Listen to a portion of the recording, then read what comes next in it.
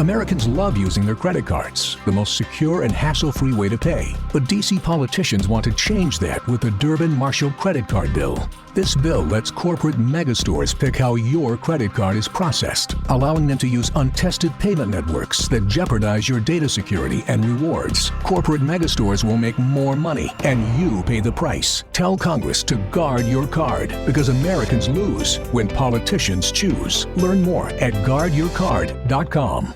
This podcast is sponsored by Talkspace. You know when you're really stressed or not feeling so great about your life or about yourself? Talking to someone who understands can really help. But who is that person? How do you find them? Where do you even start? Talkspace. Talkspace makes it easy to get the support you need. With Talkspace, you can go online, answer a few questions about your preferences, and be matched with a therapist. And because you'll meet your therapist online, you don't have to take time off work or arrange childcare. You'll meet on your schedule, wherever you feel most at ease. If you're depressed, stressed, struggling with a relationship, or if you want some counseling for you and your partner, or just need a little extra one-on-one support, Talkspace is here for you. Plus, Talkspace works with most major insurers, and most insured members only pay a $25 copay or less. No insurance, no problem. Now get $80 off of your first month with promo code SPACE80 when you go to Talkspace.com. Match with a licensed therapist today at Talkspace.com. Save $80 with code SPACE80 at Talkspace.com. Hello, beautiful souls, and welcome to my podcast, Mindful Drinking for Women, which is about exactly what it sounds like. I help women get unobsessed with drinking alcohol by getting really honest with themselves about why they are overdrinking in the first place and how to replace harmful drinking habits with empowered mindfulness, which includes the ability to drink or to choose not drinking at all. Hi, my name is Jessica Betancourt. I'm a certified life coach and a hypnotherapist specializing in addiction transformation. And in today's episode, I want to bring up something that is very common amongst my clients who identify as having alcohol abuse disorder, and that is having been raised by a narcissist.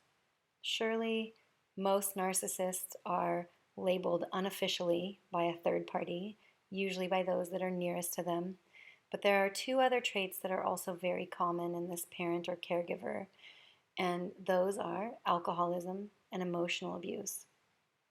So I'm here to serve you as my audience, however, so I'm not very concerned with medical assessment correctedness for these intents and purposes.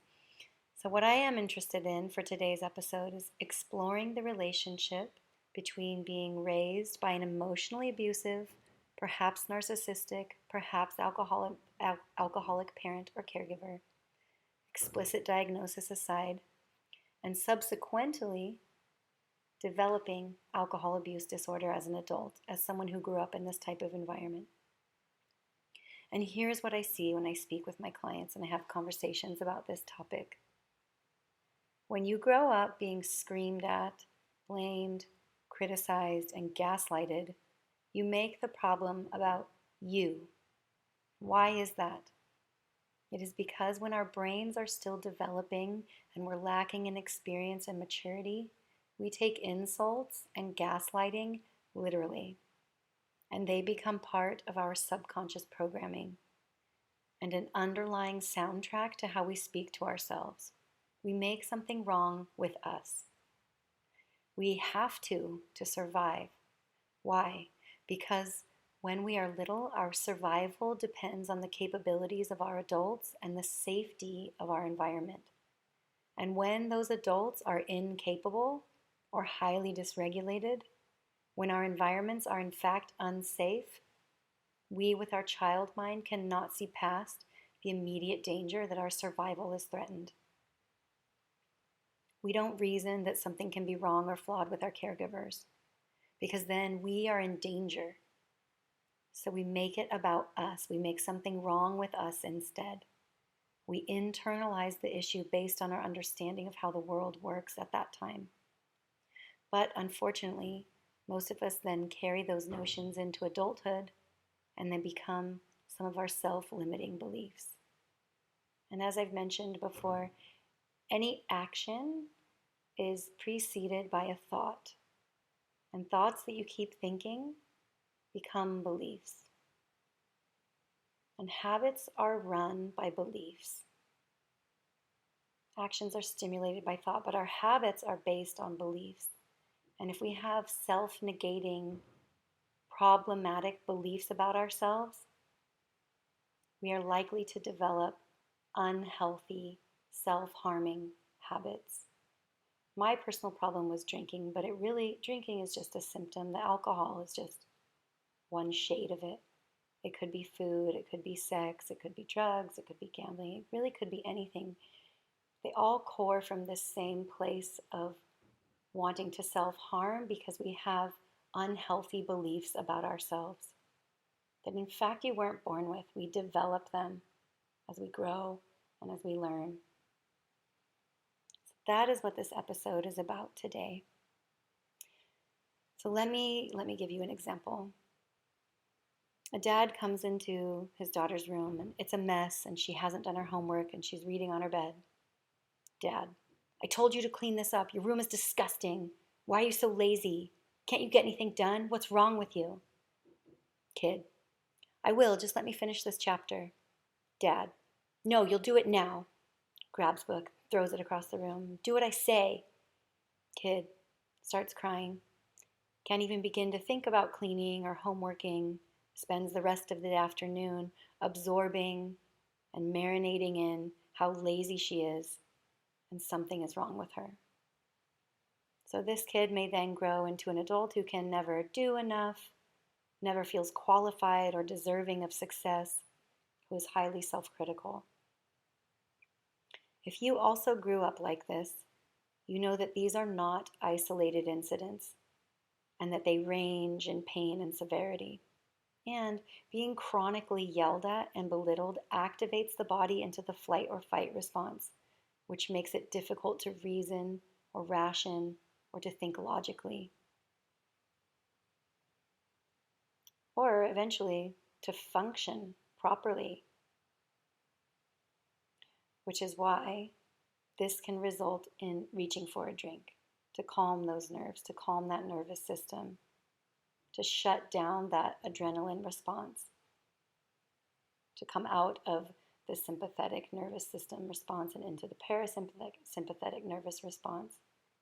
And instead of using natural mechanisms to do it, we reach for alcohol because it seems so easy, it's so accessible. It's a learned behavior perhaps that we picked up from our parents. I know that I did.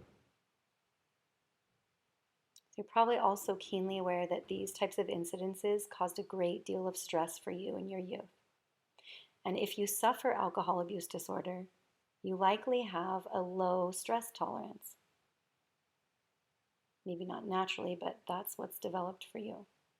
Maybe that's your experience now. Or said differently, stress is a big trigger for you. Or you fear stress, so you try to tune it out with drinking. Furthermore, if you have kids yourself these days, their yelling and screaming can cause a visceral response in you that creates a biological flight or fight reaction because you have cellular memory that screaming and yelling equal pain, either physical or emotional or both. I have 4 young kids, as I've mentioned before, and they have all recently started new schools. And they attend school also in their second language, so that is obviously a lot of stress for them. And they've taken to coming home and yelling and flipping out because they have frustrations and experiences that they don't know how to handle yet. And my body, my brain, when they start screaming, just takes me right back to being 14 and being yelled at by my dad. And my adrenaline pumps and I get highly activated. And in the past, this is when I would have drank or wanted to drink to calm my nerves so that I could otherwise function. But what I am learning and what I want to share with you today is that if you were raised by an emotionally abusive parent, caregiver, whatever they may have said to you in their drunkenness or their anger, it really wasn't about you. It was about them and their own inability to cope. And because I can see this clearly now, coming at me from the other side by my kids, I am even more clear and more certain that this really wasn't about me at all. The yelling from my dad, nor the yelling from my kids. I am not the cause of their yelling. I'm not the cause of their frustrations. I'm just here, a place for their projections, just like I was, maybe just like you were, for your parents or caregivers' frustrations as well. The difference is I'm healthy enough now to not take on other people's grief, other people's anger, other people's frustrations, to personalize it and then make up sad stories about myself because of it. Whereas I used to have a story that I couldn't handle stress, and I was perhaps stupid and lazy, and I have been able to work through these fabrications for what they were. They were solutions at a time when I had limited resources. And because I know what I know now, I don't need to perpetuate making up unhelpful stories about myself because of my kids' behavior, that I'm a bad mom or that I'm failing as a parent or whatever. It is simply not about me, and it is not about you either. In this context, right? Maybe it is about you if you're doing something terrible, and in that case, you need to assess your personal responsibility. But if you feel that you have been victimized by someone else's emotional abuse, examine the resulting stories that you made up about yourself in response to that experience. Question how you perceive yourself and what parts of that perception belong to a much younger you who couldn't see the poor behavior of someone else as not your fault. So if you notice that you drink to combat stress, or that yelling or screaming is a huge trigger for you, how much of this episode do you relate to? And do you notice that you have a tendency to drink to not think about this or to begin to process it? Because if you are seeking to heal your relationship to alcohol, this is a big one. And just a quick disclaimer, as I have said before, I don't vilify or demonize alcohol. It's us that we need to be looking to as the source of power, not having control over alcohol, but healing those parts of us that self-harm with alcohol. I just want us to come out from under the illusion that we need alcohol to parent or to reparent ourselves. That naturally we are highly functional. That naturally we have the capabilities to be self-regulating. And you can return to this point of homeostasis. You can. You need to look at the causes of what is driving your behavior. What stories are you telling yourself? What beliefs do you have that are keeping the habit intact? Because I guarantee you, most of it, if not all of it, is not true. There were solutions at a time when you had limited resources, but those solutions have become today's problems. And if you can see that abusing alcohol is a solution that no longer serves you, if you can reframe the way you think about alcohol, reframe the way you think about yourself, you'll be able to step away from it. You'll be able to leave it. It will leave you alone, and you don't need rules or regulations to do it.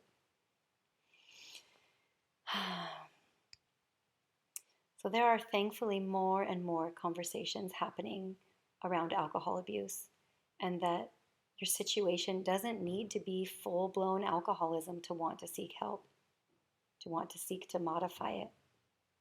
And that is what I offer. And if you're interested in working with me in a private container to heal your relationship with alcohol without rules or restrictions, please see the link in the show notes to book your complimentary alcohol awareness breakthrough conversation. Thank you so much for being here. Be kind to yourself and remember, it really wasn't about you.